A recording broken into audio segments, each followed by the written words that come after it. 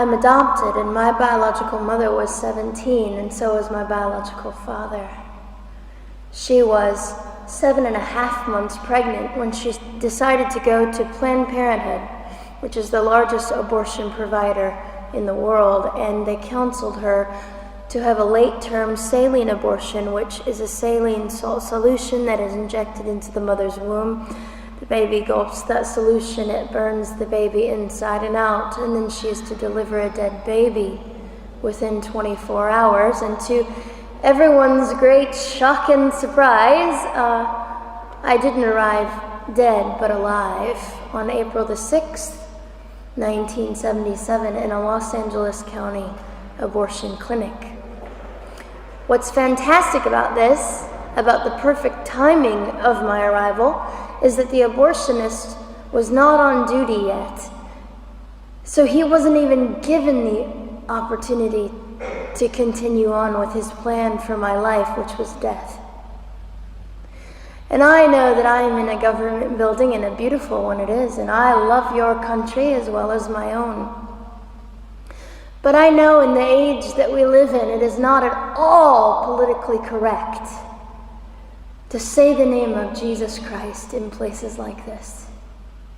To bring him into these sorts of meetings, because his name can make people so terribly uncomfortable. But I didn't survive so I could make everyone comfortable. I survived so I could stir things up a bit. And I have a great time doing it.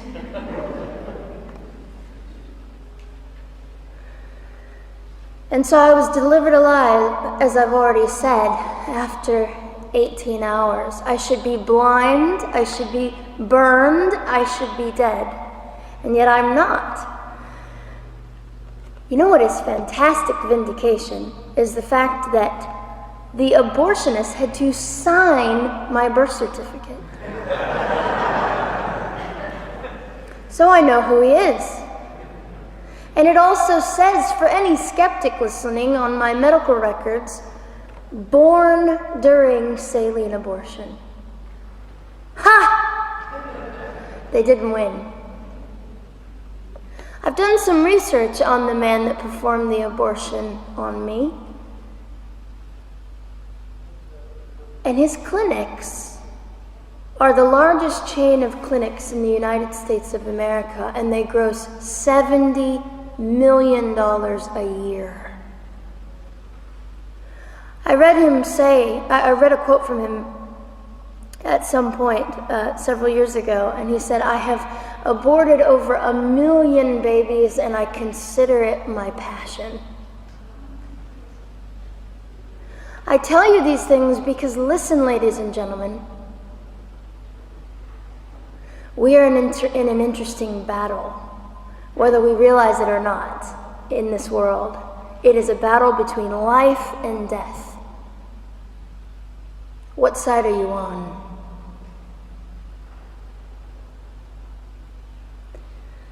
So a nurse called an ambulance and had me transferred to a hospital, which is absolutely miraculous. Generally, the practice at the time, and up until 2002, was, in my country, was to end the life of an abortion survivor by strangulation, suffocation, leaving the baby there to die, or throwing the baby away.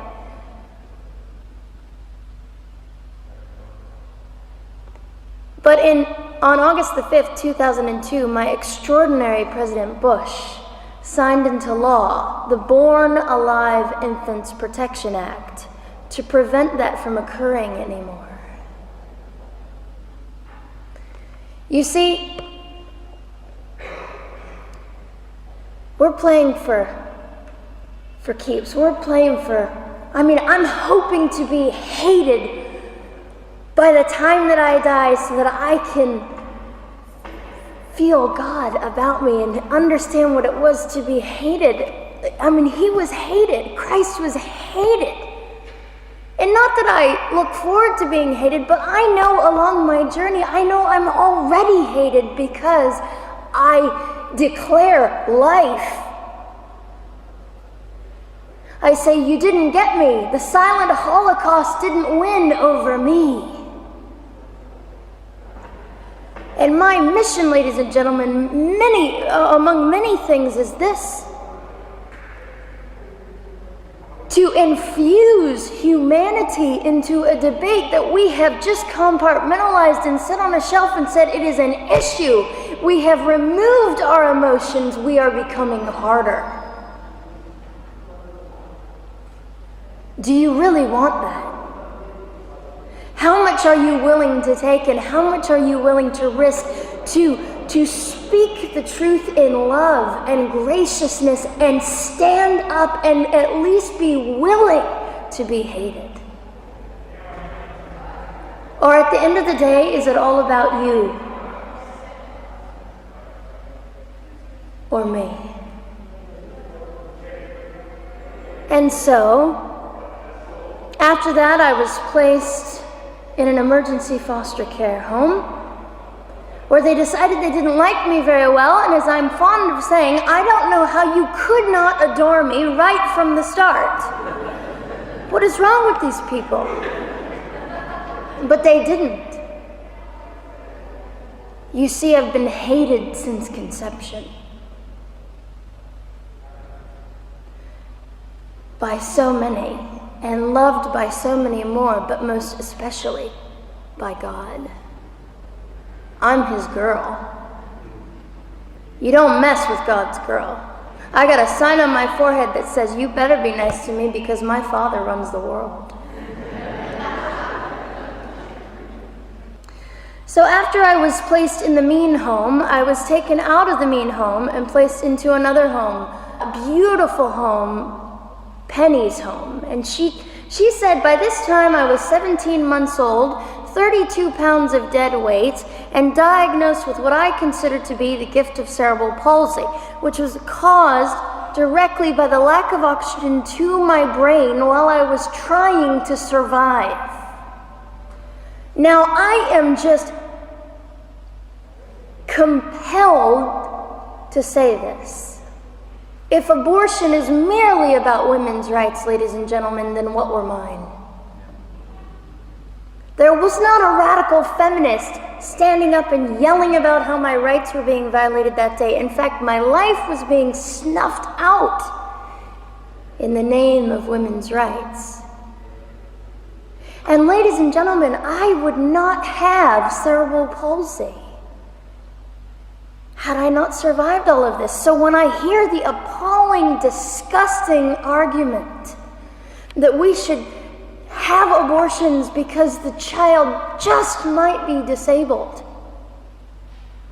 oh, the horror that fills my heart. Ladies and gentlemen, there are things that you will only be able to learn by the weakest among us. And when you snuff them out, you are the one that loses. The Lord looks after them, but you are the one that will suffer forever. And what arrogance, what absolute arrogance, and it has been an argument for so long in this human place that we live, that the stronger should dominate the weaker, should determine who lives or dies. The arrogance of that, don't you realize that you cannot make your own heart beat? Don't you realize that all the power that you think you possess, you really possess none of it? It is the mercy of God that sustains you, even when you hate him.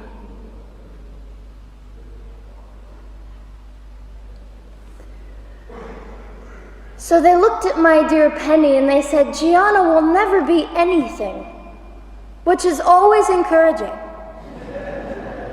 And she decided to ignore them, and she worked with me 3 times a day, and I began to hold up my head, and they said, well, Gianna will never this and never that. Long story shorter, I was walking by the age of 3.5 with a walker and leg braces, and I stand up here today with a mild little limp, and without a walker and leg braces.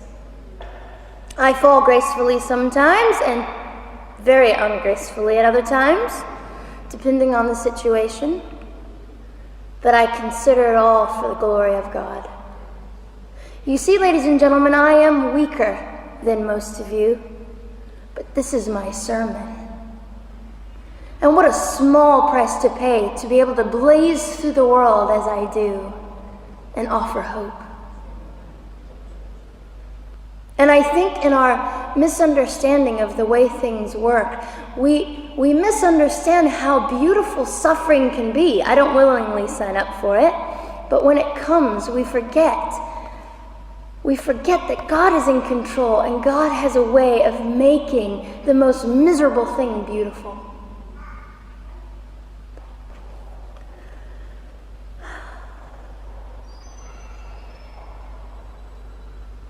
I have met my biological mother. I have forgiven my biological mother. I am a Christian.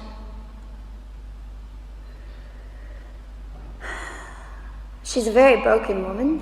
She came to an event I was having 2 years ago, showed up unannounced, and said, "Hello, I'm your mother." And it was a very difficult day. And yet, while I was enduring all of this, you'll probably think I'm silly, but I was sitting there and I was thinking, I don't belong to you. I belong to Christ.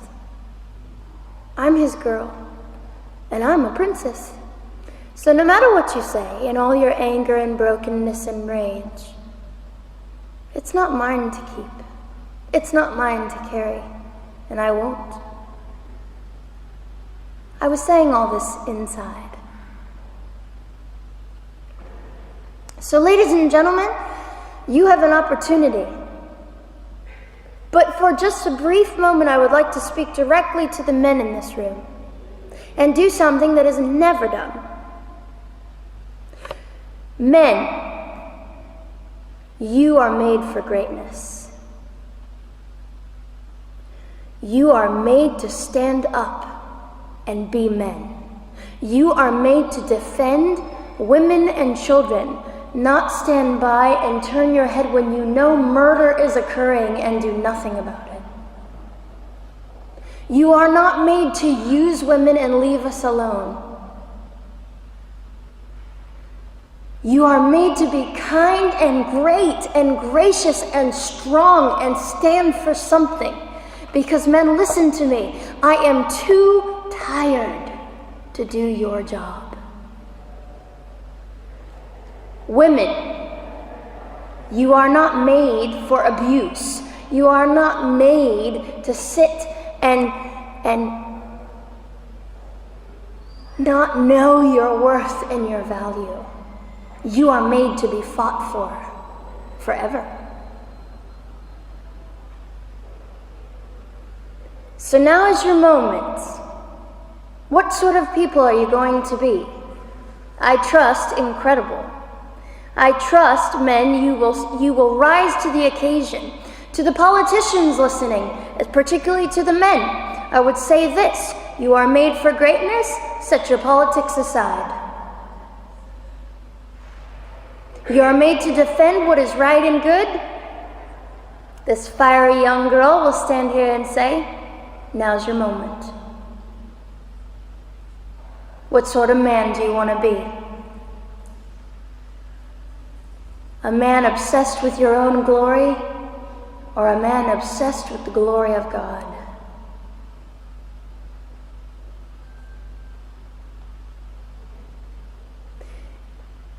It's time to take a stand, Victoria. This is your hour. God will assist you. God will be with you. You have the opportunity to glorify and honor God in 2008. I'll just end with this. Some of you might be slightly annoyed that all I keep doing is talking about God and Jesus. But how on earth can I walk about limping through this world and not give all my heart and mind and soul and strength to the Christ who gave me life? So if you think I'm a fool, It's just another jewel in my crown. My whole intent in living here is to make God smile. I hope some of this made sense. It just came from my heart. God bless and keep you.